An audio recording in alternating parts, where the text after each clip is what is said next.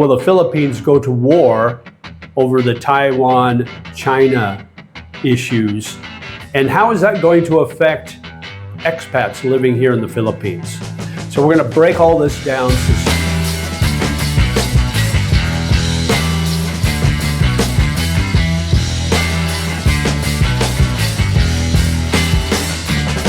Will the Philippines go to war over Taiwan and China?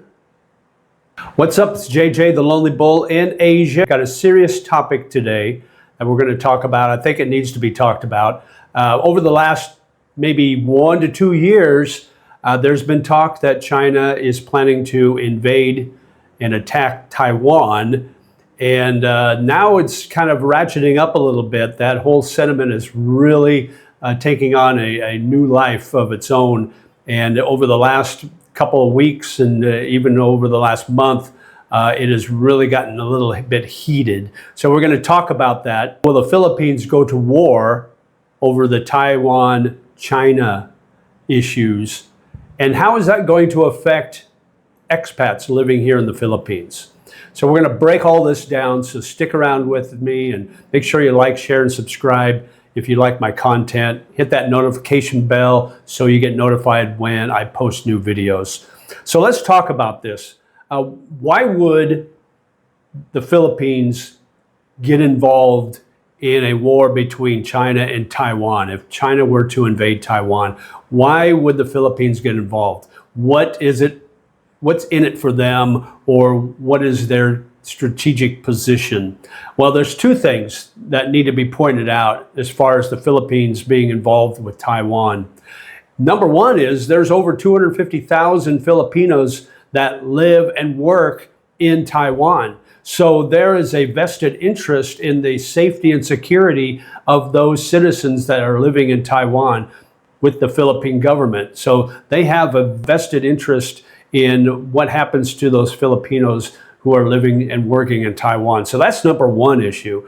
Number two is just the strategic positioning of Taiwan, the Philippines, and China. If China were to invade and take over Taiwan, basically that would really pigeonhole the Philippines and almost encircle them in a position in the seas where China would really have an advantage over the Philippines in case they were to want to expand even further.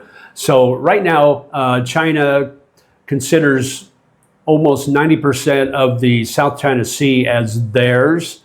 So you've already got that issue to the west of the Philippines and even a little further south, where China thinks, or China understands, that they own over 90% or almost 90% of South China Sea. So you've got that issue.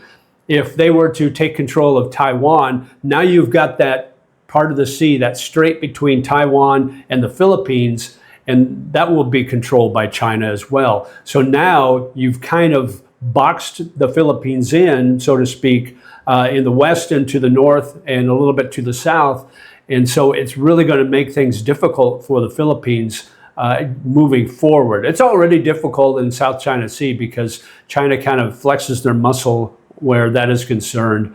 And we've seen stories over the past year or so of that happening. So with this strategic issue, if China were to take over Taiwan, now you've got that issue with that strait, that part of the sea that goes between Taiwan and the Philippines. So you've got these two issues that make it very important for the Philippines to really be involved with what is happening with Taiwan in relation to China. So some things that have happened over the last couple of weeks, let's talk about that. First of all, Department of Defense Secretary Pete Hegseth visited the Philippines, and basically he doubled down on the U.S. commitment to helping the Philippines militarily. It wasn't just a visit to the Manila American Cemetery right over here in BGC. It was more of a strategic plan and what the military, what the U.S. plan moving forward is. Some of the things that they've talked about is the Balikatan exercise that's coming up April 21st through May 9th, which will involve over 10,000 U.S., Australian, Japanese, as well as Philippine military troops in these exercises in both Luzon, which is the island where Manila is, northern Luzon, which is the northernmost island of the Philippines, which is the closest to Taiwan, also in Palawan. So they're going to have troops and exercises not only in Luzon, but also in Palawan as well, which is interesting strategically when you look on the map. So this Balikatan exercise is, like I said, 10,000 troops from the US, Japan, Australia, also troops from the Philippines in 2 locations, in northern Luzon and also in Palawan. But it is a full battle test. So these 2 to 3 weeks of this exercise is going to be a full battle test. So this is to get the military ready in case they have to go to battle. So there's a vlogger on YouTube. She's Chinese, and she has a channel called Lee's Real Talks. And she mentioned the other day, and I'm quoting her, when regimes are desperate, they tend to create external crises. The economy's in a really bad situation in China. It's near collapse. The banks are in bad shape. The markets are in bad shape. There's a lot of things going on. And so what Lee's is talking about is when there's an issue or something going on within the government or within the country, the government tends to do other things to bypass or to get around that. So they create these crises.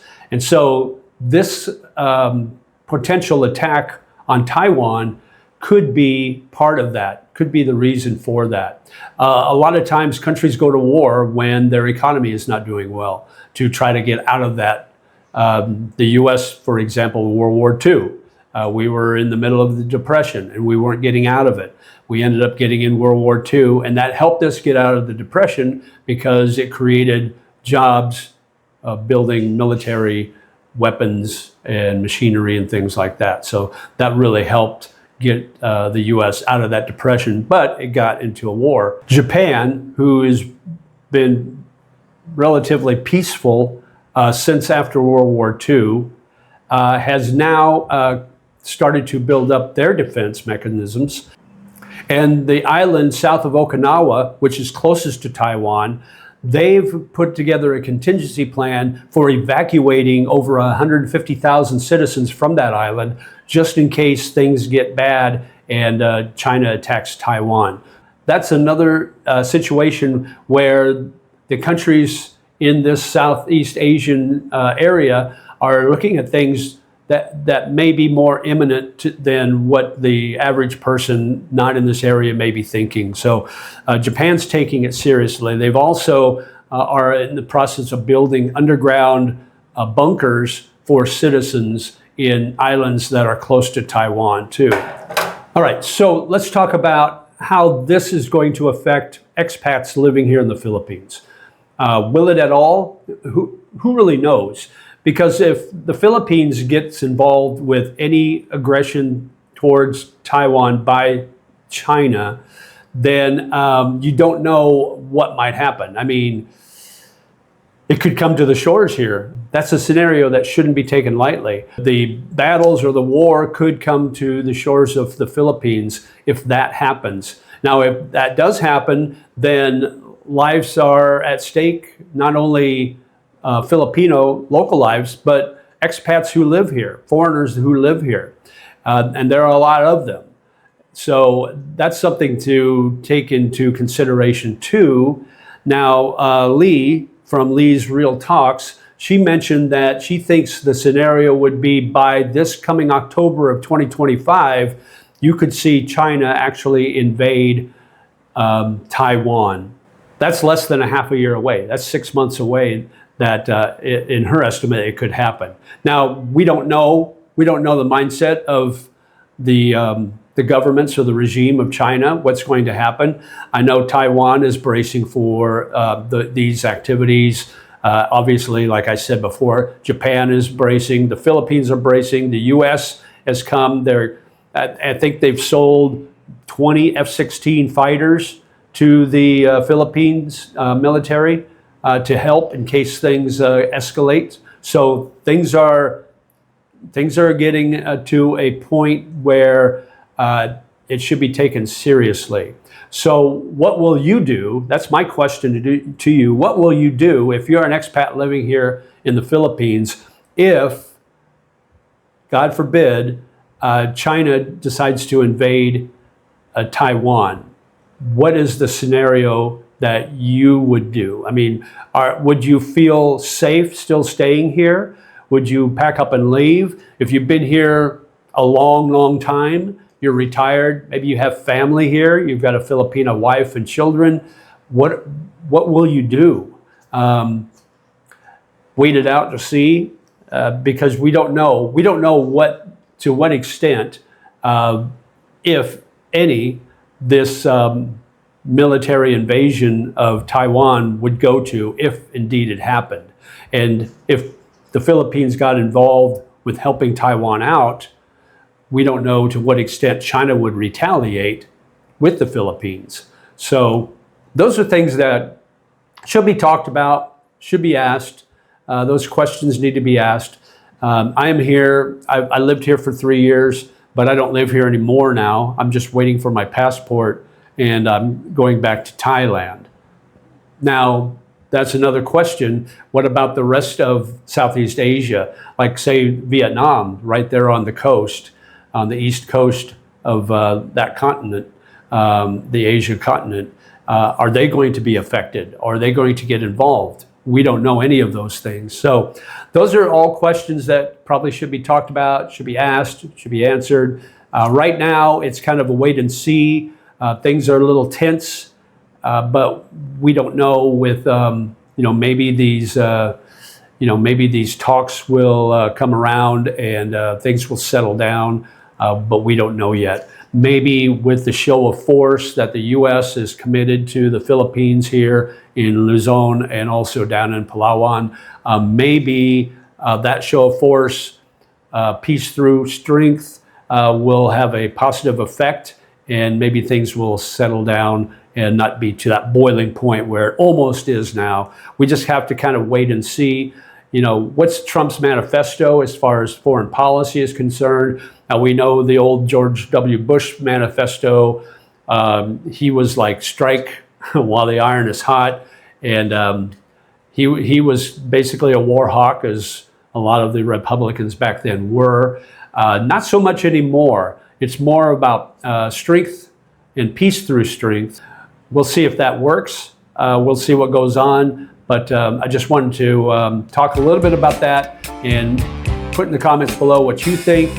I would love to hear your comments, love to hear your opinions. Of course, let's be civil. And as always, like, share, and subscribe.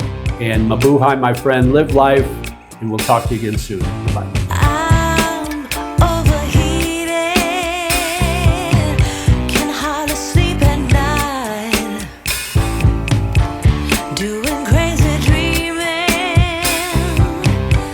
You're the